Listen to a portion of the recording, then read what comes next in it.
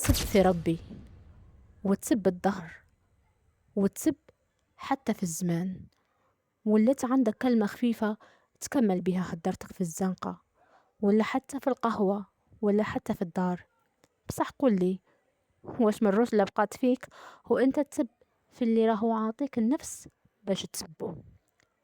هذه اللي راك تشوفها كلمة بسيطة وما تفرقش معاك، قادرة تكون هي السم اللي راهو يحرق في حياتك، قادرة تكون هي السبة في الضيق اللي راك غارق فيه، وهي السبة في الفقر اللي راهو واكل جيبك ودارك.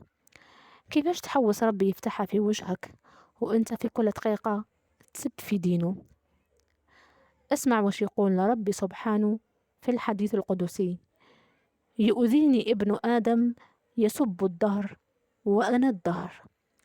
راك تقطع بيدك في خيط الرحمة اللي راهو ساترك، وتهدم في السقف اللي حاميك، وانت للأسف ماكش فايق.